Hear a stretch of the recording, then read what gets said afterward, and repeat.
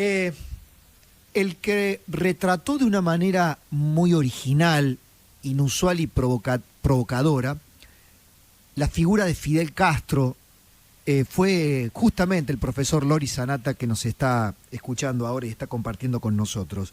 Fidel Castro, el último rey católico. Para entender este presente hay que entender ese pasado y hay que entender quién fue Fidel, ¿no? Ese Fidel que ya no está, ni Raúl, que tampoco está, y ha dejado a este gris, tal vez mediocre, Díaz-Canel, Miguel Díaz-Canel, al que la revolución ya le queda vieja y tal vez grande. Querido Loris, ¿cómo le va, profesor? Muy bien, muchas gracias. Siempre un placer hablar con vos. Gracias por invitarme, por supuesto. Tenía curiosidad por saber, Loris, cómo está procesando las noticias que vienen de la isla. Bueno, estamos todos pendientes, ¿no?, de estas noticias que trae un aire realmente nuevo y desde mi perspectiva muy esperanzoso también.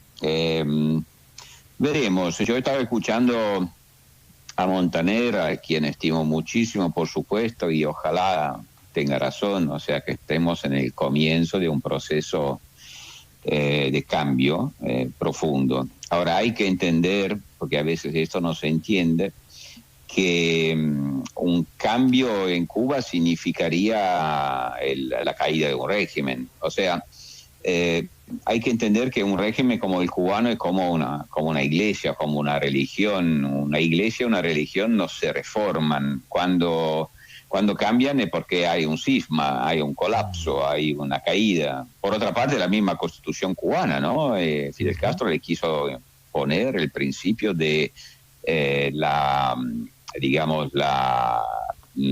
conservación en eterno de ese sistema. Como el paraíso, no se cambia el paraíso. Entonces, claro, por eso el tema es muy delicado, porque no es un proceso de reformas como puede haber sido con las protestas en Chile, en Colombia, lo que sea. O sea, son regímenes democráticos que bajo presión de la opinión pública pueden cambiar, tienen los instrumentos institucionales para ajustarse.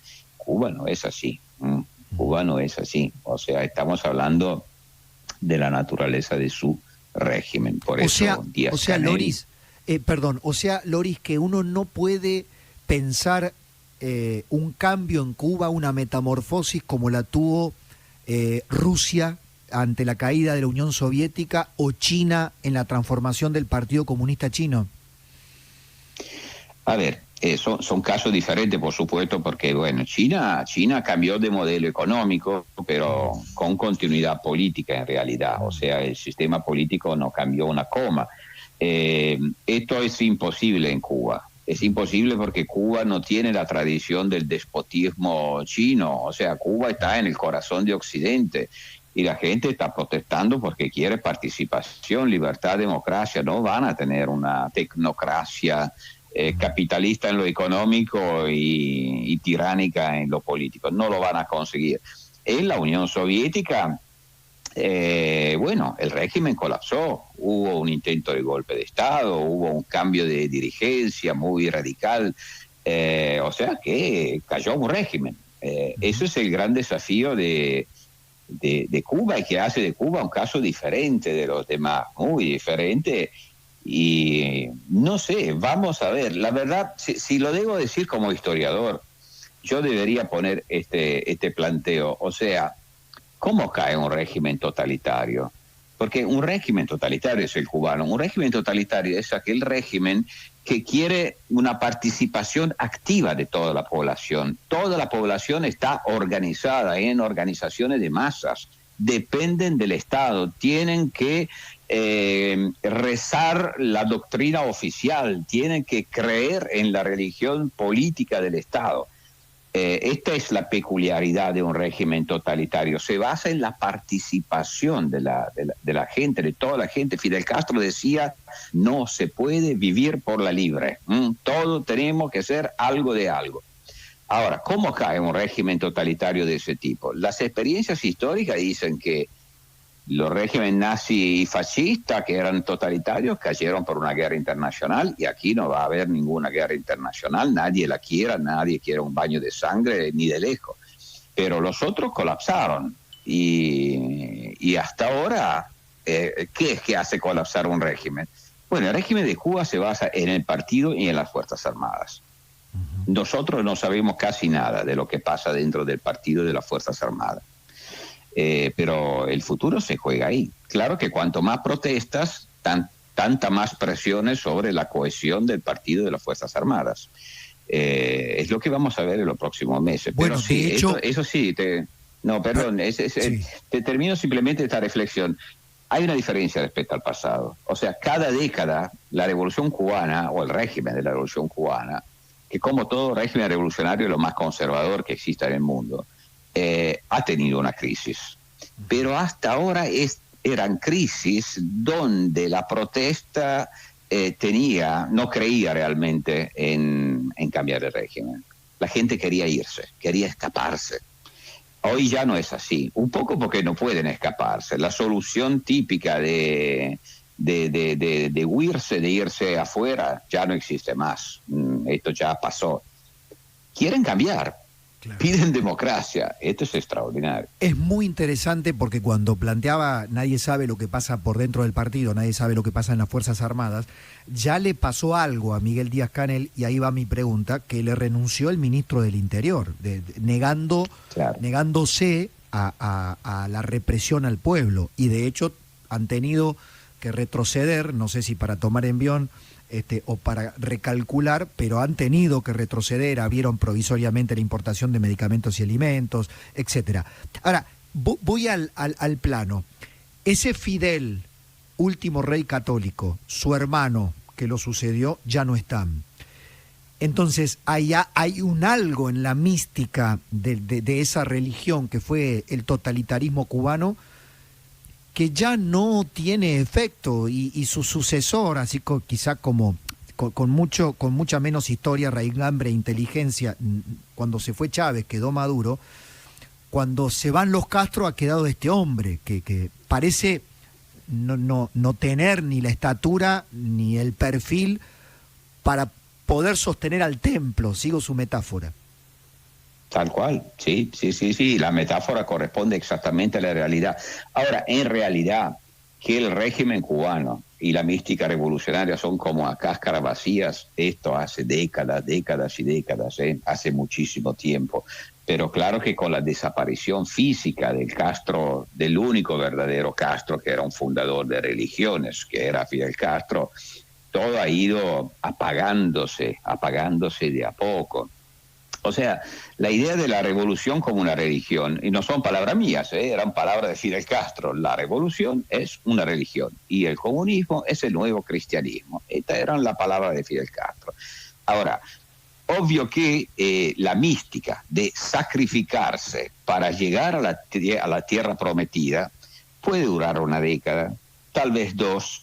No puede durar 6 décadas. La gente en Cuba, ni siquiera aquellos que todavía creen un poco en el partido porque dependen del partido, porque claro, no pueden vivir de su trabajo, porque todo está en manos del Estado, pero en Cuba nadie cree más a la mística. La liturgia comunista, los comités de defensa de la revolución, las asambleas de moral, nadie cree en esto más. Hay ya un asco, un rechazo, porque siempre es así. Si vos le imponés una liturgia religiosa coactivamente a la población, bueno, al comienzo creerán, pero de a poco se cansan. Qué curioso. Esa es la situación. Qué curioso, porque ahora lo quiero traer aquí finalmente a la Argentina, a donde la farsa se vuelve aún más grotesca, ¿no? Porque... claro que Fidel, la otra vez charlábamos con Hilda Molina, la neurocientista sí, que está aquí en la Argentina, que lo conoció muy bien a Fidel Castro, claro. y él le contaba a esa joven que era ella, qué pensaba, entrarle a la tonta democracia por dentro, la creación del Foro de Sao Paulo, la figura de Lula, luego la figura de Chávez. La farsa en los países latinoamericanos y en los líderes que todavía apoyan la revolución, ¿no? Esa revolución inexistente, apoyan la dictadura. ¿Cómo sostener eso desde la Argentina o desde otros países latinoamericanos? Lamento decirte que no solamente pasa en Latinoamérica, en Europa es igual. Yo por decir en la radio en Italia o escribir en los diarios en Italia cosas como las que te estoy diciendo ahora, que me parecen totalmente normales, legítimas, uno puede estar de acuerdo o no estar de acuerdo. Yo recibí amenazas pintadas en la pared de la facultad, para que tengas una idea. Tocar Cuba es realmente meter el dedo dentro del enchufe, muy peligroso. Ahora, es una barbaridad, pero es así. Para pedir democracia, para pedir que la gente pueda expresarse, que pueda votar libremente, como debería ser en todos los lugares. Ahora, es un mito, y por eso Cuba es tan relevante. O sea, Cuba es el muro de Berlín. Si se cae por una insurrección popular, Cuba, es todo un relato histórico que se viene abajo, así como la tolerancia hacia la dictadura cubana ha sido durante las últimas décadas la fuente de legitimación de todos los otros regímenes de corte autoritario. O sea, Cuba quiso ser un modelo, quiso ser el excepcionalismo del anticapitalismo y antiliberalismo latinoamericano. Y bueno, el modelo ha sido su punto de fuerza como modelo y puede ser su punto de debilidad también. O sea que sí, qué metáfora, qué figura que has planteado, Loris. Cuba es el muro de Berlín. Si cae Cuba, puede caer el resto del populismo autoritario o la matriz del populismo autoritario latinoamericano. Yo no sé si caer, pero sin duda habría un efecto dominó. O sea, en términos de legitimidad, de credibilidad.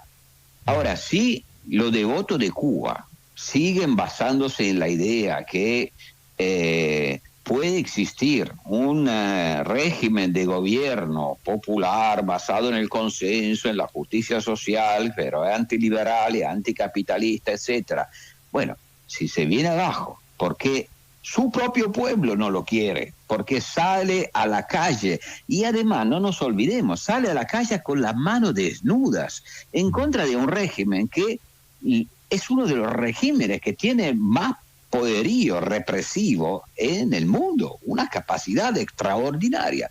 Entonces, si se viniera abajo, bueno, es como los ciudadanos de Berlín del Este, que ya no le tuvieron miedo a nadie y fueron frente al muro. Fue como cuando en Hungría la gente empezó a cruzar la frontera para irse a Austria, o en Polonia la gente empezó a hacer lo mismo. ¿Y los otros cómo hacen para decir nuestro modelo se inspira en Cuba? No, eso ya se terminó. Hay que medirse con los sistemas democráticos, cómo debería corresponder. Querido Loris, un lujo, una clase universitaria por radio. Un abrazo enorme. Que tengan un buen día, muchísimas gracias, siempre un gran gusto. El profesor de la Universidad de Bolonia, Loris Sanata, historiador, conocedor amplio de la Argentina, de los populismos y una mente muy clara.